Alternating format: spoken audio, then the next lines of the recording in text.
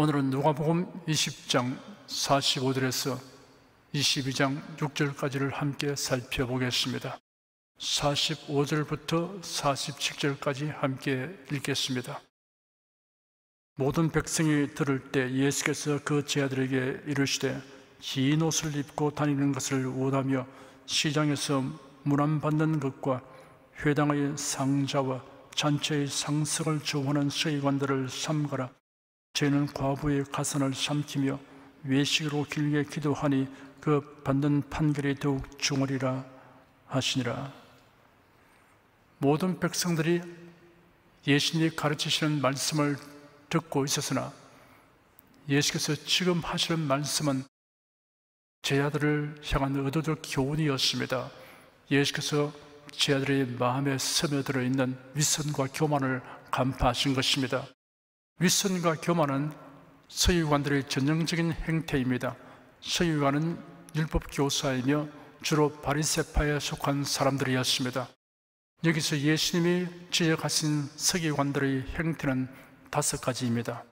첫째, 긴 옷을 입고 다니는 것을 좋아했습니다. 긴 옷은 긴 술이 달린 화려하고 값비싼 세마포 옷이어서 그 옷을 입은 사람을 돋보이게 하였습니다. 서기관들은 행사가 있을 때마다 위엄과 권위를 과시하기 위해 이런 예복을 입음으로써 우월감을 가졌습니다. 둘째, 시장에서 문안받는 것을 좋아했습니다. 시장에 해당하는 헬라어는 아고라이스입니다. 물건을 사고 파는 곳이면서 또한 종교적, 정치적 모임을 갖는 시민 광장이었습니다. 관청과 신전 등의 공공건물이 들어서 있습니다. 서기관들은 사람들이 많이 모이는 곳에 가서 사람들에게 문안받기를 좋아하고 선생님이라고 불리는 것을 즐겼습니다. 셋째, 회당의 윗자리와 잔치의 상석에 앉기를 좋아하였습니다. 회당에서는 율법을 넣어두는 교회 앞에 마련된 자리가 윗자리인데 권위와 권세의 자리로 여겼습니다. 잔치상의 오른쪽 상단 끝이 상석인데 잔치에 초대받으면 그 자리를 차지하려고 애썼습니다. 넷째, 과부의 가산을 삼켰습니다. 가로채다, 약탈하다라는 뜻입니다. 당시 유대 사회에서는 가정의 남자가 죽음에 이르게 되면 과부가 되는 아내를 위해 서기관에게 그 가산을 법적으로 관리하는 대리인 자격을 위임하는 경우가 있었습니다. 그런데 그 재산 관리 권한을 남용하여 과부의 가산을 가로채는 서기관들이 있었습니다. 다섯째, 외식으로 길게 기도하였습니다. 사람들에게 경건한 것처럼 보이려는 의도로 길게 기도하는 것을 지적하는 것입니다. 개인적인 기도에서 장시간 기도하는 것은 장려할 만합니다. 성경적인 바른 기도를 하면 기도할수록 온유하고 겸손하게 되고 선하고 의롭고 진실하게 되고 성경대로의 신앙생활을 착실하게 행하는 열매를 맺습니다.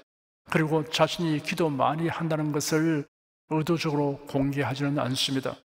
기도는 영적 호흡으로 비유됩니다. 자신이 숨쉬는 것을 타인에게 말하는 사람은 호흡 곤란이나 특수 상황에 처한 사람 외에는 없습니다. 예수님은 바리새인들의 경건으로 가장한 교만, 위선, 악행이 결국 하나님의 중한 심판을 받게 된다고 밝히셨습니다. 사람을 속일 수는 있어도 하나님을 속일 수 없습니다. 바리새인들의 위선적 행위의 배후에는 거짓의 아비인 사탄이 역사하고 있습니다.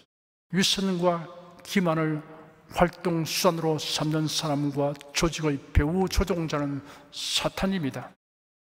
사이비 이단 사상과 좌파 이념을 가진 사람에게서 보게 되는 공통점이 있습니다. 위장과 위선과 기만에 능한 것입니다.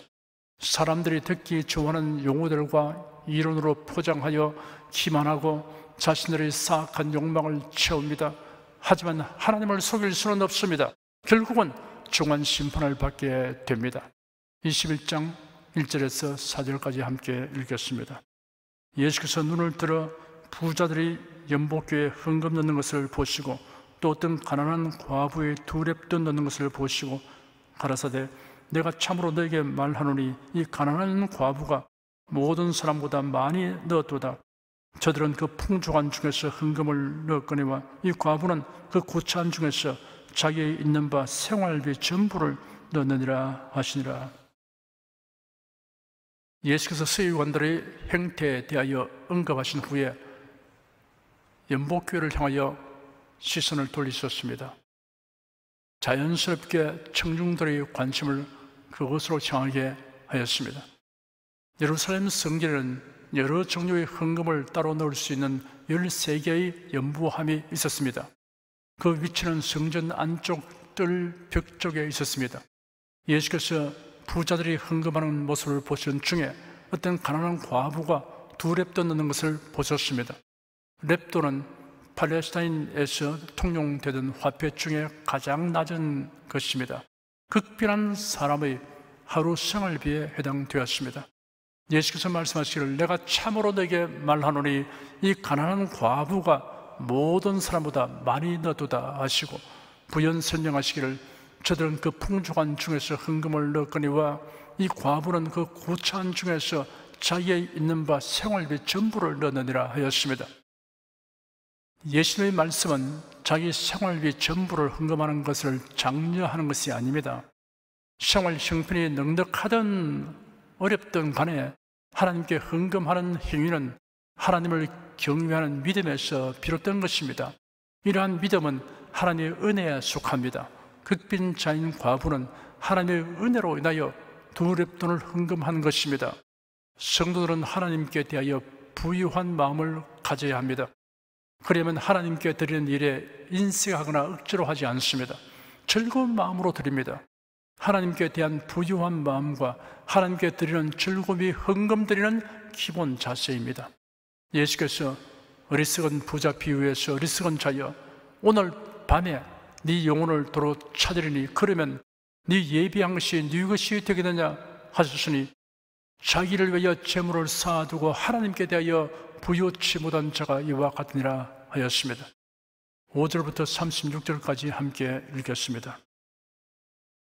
어떤 사람들이 성전을 가리켜 그 미석과 허물로 꾸민 것을 말하며 예수께서 가라사대 너희 보는 이것들이 날이 이르면 돌 하나도 돌 위에 남지 않고 다 무너뜨리우리라. 저희가 물어 가로되 선생님이여 그러면 어느 때 이런 일이 있겠사오며 이런 일이 이르려 할 때 무슨 징조가 있사오리까? 가라사대 미혹을 받지 않도록 주의하라. 많은 사람이 내 이름으로 와서 이르되 내가 그러라 하며 때가 가까웠다 하겠으나 저희를 좇지 말라. 난리와 소란의 소문을 들을 때 두려워 말라. 이 일이 먼저 있어야 하되 끝은 곧 되지 아니하니라. 또 이르시되 민족이 민족을 나라가 나라를 대적하여 일어나겠고 처처에 큰 지진과 기근과 온역이 있겠고 또 무서운 일과 하늘로서 큰 징조들이 있으리라. 이 모든 일 전에 내 이름을 인하여 내게 손을 대어 핍박하며 회당과 옥에 넘겨주며 임금들과 관장들 앞에 끌어가려니와 일이 도리어 너에게 증거가 되리라. 그러므로 너희는 변명할 것을 미리 영구치 않기로 결심하라. 내가 너희의 모든 대적에 능히 대항하거나 변박할 수 없는 구제와 지혜를 내게 주리라. 심지어 부모와 형제와 친척과 벗이 너희를 넘겨주어 너희 중에 몇을 죽이게 하겠고 또 너희가 내 이름을 인하여 모든 사람에게 미움을 받을 것이나 너희 머리털 하나도 상치 아니하리라. 너희의 인내로 너희 영혼을 얻으리라. 너희가 예루살렘이 군대들에게 애워싸이는 것을 보거든 그 멸망이 가까운 줄 알라. 그때 유대에 있는 자들은 산으로 도망할지며 성내에 있는 자들은 나갈지며 촌에 있는 자들은 거리로 들어가지 말지어다. 이 날들은 기록된 모든 것을 이루는 형벌의 날이니라. 그 날에는 아이 뵌 자들과 젖먹이는 자들에게 화가 있으리니 이는 땅에 큰 환난과 이 백성의 진노가 있겠음이로다. 저희가 칼날에 죽임을 당하며 모든 이방에 사로잡혀 가였고 예루살렘은 이방인의 때가 차기까지 이방인들에게 밟히리라. 이룰 승신은 징조가 있겠고 땅에서는 민족들이 바다와 파도의 우는 소리를 나여 혼란한 중에 공고하리라. 사람들이 세상에 임할 일을 생각하고 무수함으로 기절하리니 이런 하늘의 권능들이 흔들리겠음이라. 그때 사람들이 인자가 구름을 타고 능력과 큰 영광으로 오는 것을 보리라. 이런 일이 되기를 시작하거든 일어나 머리를 들라. 너희 구속이 가까웠느니라 하시더라. 이에 비유로 이르시되 무화과 나무와 모든 나무를 보라. 사기 나면 너희가 보고 여름이 가까운 줄을 자연히 아나니 이와 같이 너희가 이런 일이 나는 것을 보거든 하나님의 나라가 가까운 줄을 알라. 내가 진실로 너에게 말하노니 이 세대가 지나가기 전에 모든 일이 다 이루리라. 천지는 없어지겠으나 내 말은 없어지지 아니하리라. 너희는 스스로 조심하라. 그렇지 않으면 방탕함과 술취함과 생활의 염려로 마음이 둔하여지고 뜻밖의 그늘이 듣고 같이 너에게 임하리라. 이날은 온 지구상에 가는 모든 사람에게 임하리라. 이러므로 너희는 장차 올 이 모든 일을 능히 피하고 인자 앞에 서도록 항상 기도하며 깨어 있으라 하시니라. 지난 7월 2일 주일에 누가복음 17장 20절에서 37절까지를 상고할 순서이지만 방금 읽은 21장 5절 이하에 기록된 종말에 관한 예언과 매우 밀접한 관련이 있기 때문에 21장을 다룰 때 함께 살펴보도록 미루겠습니다. 지금 함께 읽은 21장 5절에서 36절까지를 앞에서 미루어 둔 구절과 함께 오늘 상고하려고 하였는데 종말과 재림에 관한 예언을 한 번으로 집약하여 설명하면 주마간산, 달리는 말 위에서 산천을 구경하는 것처럼 될 것이므로 누가복음의 마지막 강의에 배치하여 여러 회에 걸쳐 자세히 살펴보도록 하겠습니다. 그러므로 여기서는 37절, 38절과 22장 6절까지를 상고하도록 하겠습니다. 37절, 38절 두 절을 함께 읽겠습니다. 예수께서 낮이면 성전에서 가르치시고 밤이면 나가 감람논이라 하는 산에서 쉬시니 모든 백성이 그 말씀을 들으려고 이른 아침에 성전에 나아가더라. 예수님은 이 세상에서의 마지막 주간 동안의 처음 3일 동안에 낮이면 성전에서 가르치셨습니다. 며칠 후면 십자가에 못 박혀 죽으실 것을 아시면서도 가르치신 일을 쉬지 않으셨습니다. 수요일에는 베다니 나사로의 집에 계셨고 목요일에는 최후의 만찬으로 다락방에 계셨으며 금요일에는 고난을 당하셨습니다. 그러니 예루살렘에 입성하신 날을 포함하여 화요일까지 3일 동안 낮이면 성전에서 가르치시고 밤이면 감람산에서 지내신 것입니다. 예수의 이러한 모습에서 우리는 끝까지 최선을 다하고 성실하게 행하는 고귀한 본보기를 보게 됩니다. 성실과 열심은 하나님의 품성입니다.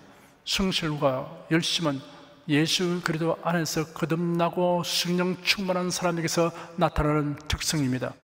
예수님의 가르치심은 듣는 사람들의 마음을 매료시켰습니다.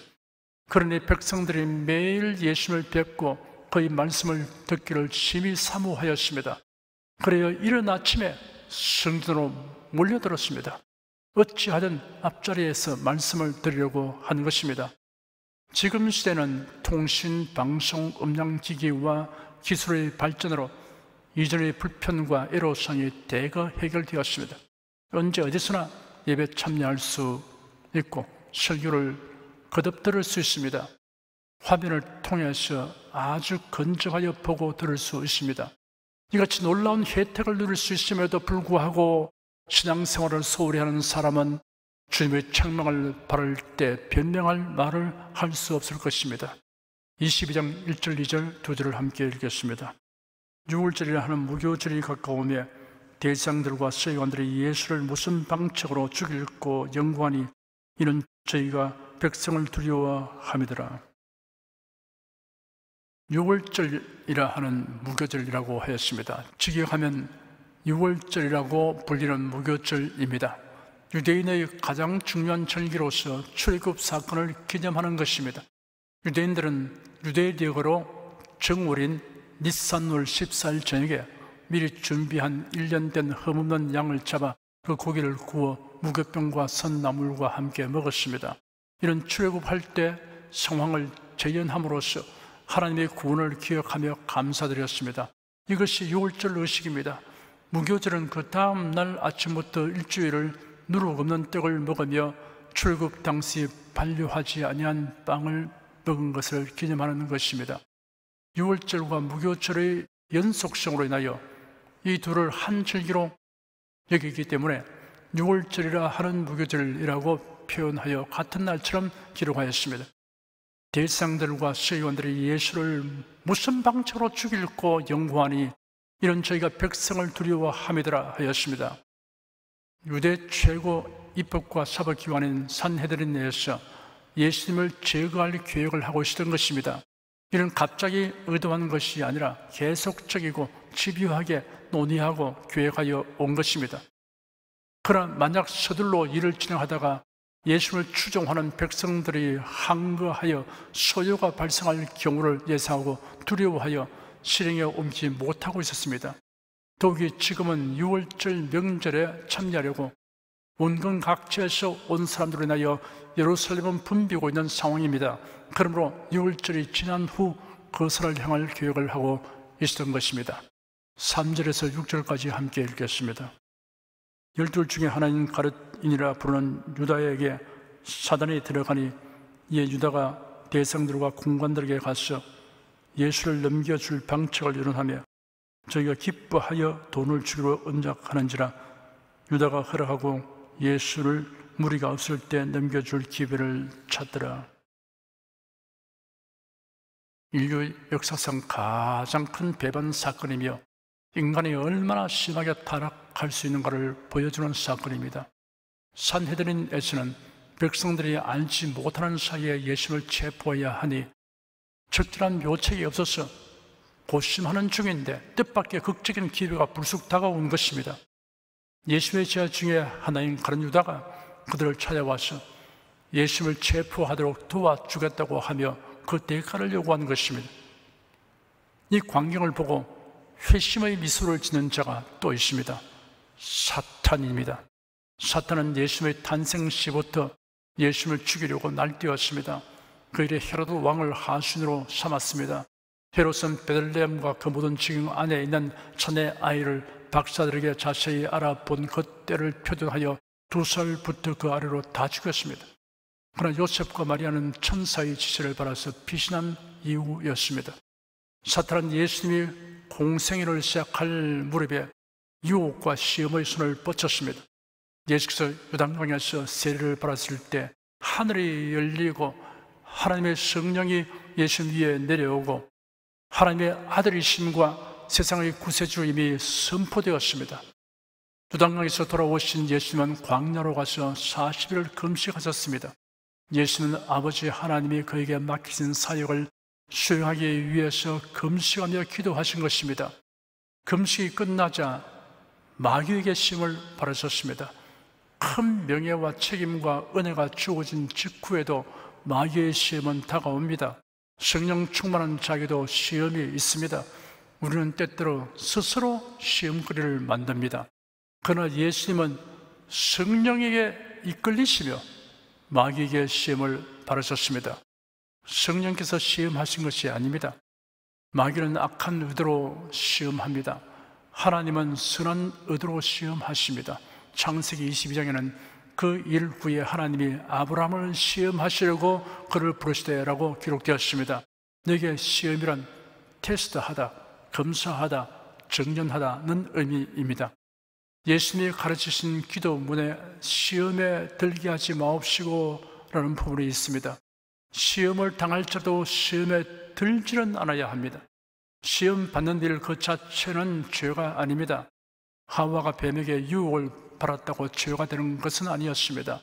시험에 들어서 죄를 지었습니다.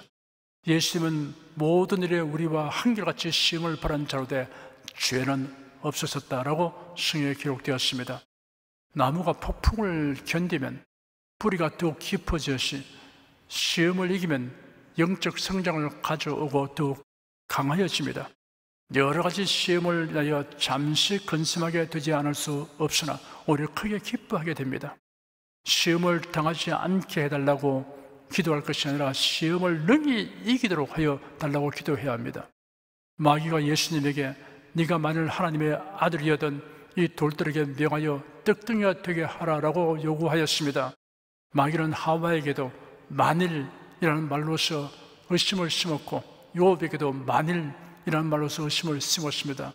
마귀는 우리가 직면한 결핍을 기화로 삼아 하나님의 선하심과 돌보심을 의심하도록 유혹합니다. 예수는 신명기 8장 3절에 기록된 말씀을 인용하여 기록하기를 사람이 떡으로만 살 것이 아니라 하였느니라 라는 말씀으로 마귀의 유혹을 물리쳤습니다. 마귀와 변론하여 설득하고 계몽시키려고 하지 말아야 합니다. 말씀으로 대적하고 물리쳐야 합니다. 사람이 떡으로만 사는 것이 아닙니다. 음식은 사람의 육신을 위해 소용되는 것입니다. 영혼을 위한 것이 아닙니다. 떡으로는 영생을 얻지 못합니다. 마귀의 시험은 먹는 것에서 시작했습니다. 아담 하와에게도 그랬고 예수님에게도 그러했습니다. 아담은 보기에 좋고 먹기에 좋은 과실이 널려있는 에덴 동산에서 선악과로 인하여 시험 들었습니다.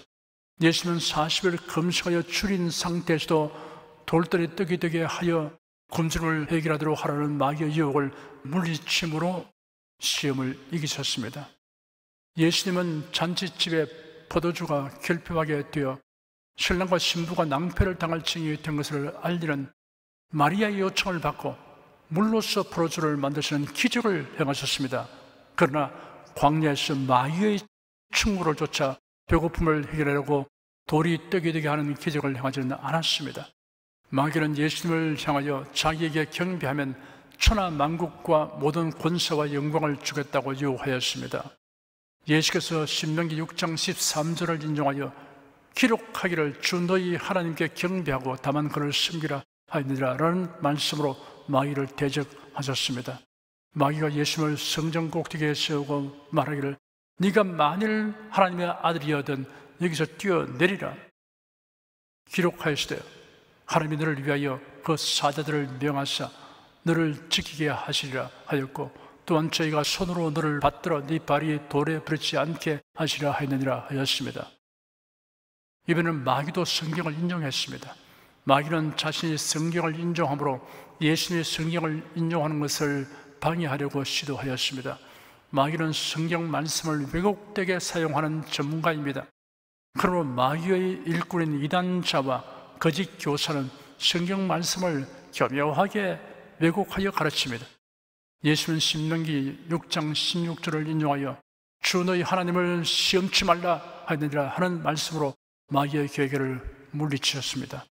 성경 말씀을 왜곡되게 인용하는 자에 대하여는 바른 해석과 인용으로 그 계율을 노출시켜 파쇄해야 합니다. 예수님은 다만 성경에 기록된 말씀으로 마귀의 유혹과 계계를 물리쳤습니다. 우리에게 훌륭한 본보기를 주었습니다. 성경 구절들을 많이 암기하고 있으면 이를 마귀의 계계와 유혹을 물리치는 두 날 가진 검으로 사용할 수 있습니다. 그뿐 아니라 말씀에 건강한 기도를 하고 자신의 마음을 다스리며 믿음과 소망의 생각으로 북돋우는 데 매우 유익합니다. 사물을 분별하고 하나님의 뜻을 분별할 수 있습니다. 예수님에게 참패를 당한 마귀는 적절한 시기가 올 때까지 잠시 예수님을 떠나갔습니다. 그로부터 3년이 더 지나서 다시 도전할 절호의 기회를 만난 것입니다. 광야에서의 유혹에 실패한 사탄은 예수의 제자들을 이용하려고 나섰던 것입니다. 집요하게 살핀 사탄은 틈탈 곳을 발견했습니다. 사탄은 그런 유다가 헌금을 훔치는 것을 보았던 것입니다. 사탄은 그런 유다가 돈에 대하여 지나친 탐심이 있는 것을 간파하였습니다. 그래야 요한복음에는 사탄이 유다의 마음에 예수를 팔려고 하는 생각을 넣었다는 사실과 유다가 그 생각을 받아들이니 이번에는 사탄이 유다에게로 들어갔다는 사실이 기록되어 있습니다. 에베소서 4장 27절에는 마귀로 틈을 타지 못하게 하라 하였습니다. 가룟 유다의 지나친 탐심은 사탄이 침투하는 틈이었습니다. 사탄은 사람의 생각과 성격 그리고 습관 중에서 틈을 발견하면 그것으로 침투합니다. 유혹의 손길을 뻗칩니다.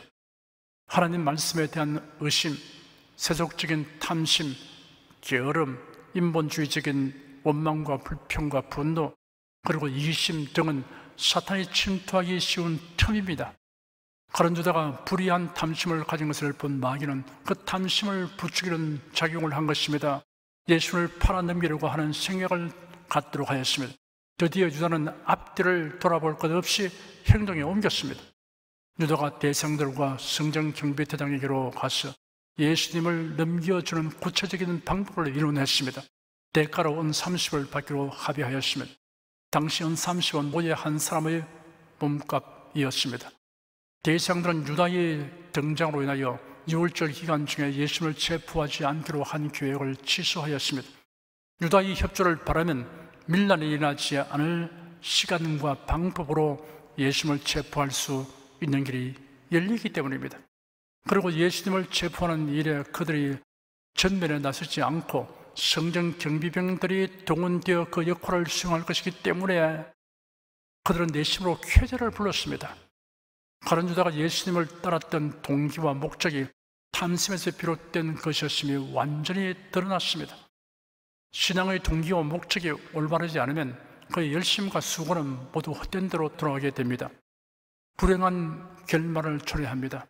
야고보 7장에는 오직 각 사람이 시험을 받는 것은 자기 욕심에 끌려 미혹되매니 욕심이 잉태한 적 죄를 낳고 죄가 장성한 적 사망을 낳느니라 라고 기록되었습니다. 사람이 범죄하는 동기는 대체로 탐심에서 비롯됩니다. 성경은 탐심은 곧 우상숭배니라 하였습니다. 우상숭배에 준하는 성격을 지닌다는 뜻입니다. 하나님의 허락하심을 무시하고 분수를 넘어 소유하려는 것이 탐심입니다. 범사에 감사하고 족한 줄 아는 사람에게는 탐심이 틈탈 여지가 없습니다. 기도하겠습니다. 위선이나 억지와 인색함으로 행하면 주님의 인정을 바랄 수 없으나 하나님을 향하여 부유한 마음과 감사와 기쁨으로 행하면 주님의 관심과 칭찬이 따른다는 사실을 인상 깊게 배우게 되었습니다. 모든 계획과 행위는 그 동기와 목적이라는 내일을 따를 수밖에 없다는 것을 여실히 보여주는 장면들을 살펴보면서 깊은 교훈을 받게 되었음을 주님께 감사드립니다. 주 예수 그리스도 이름으로 기도드립니다. 아멘.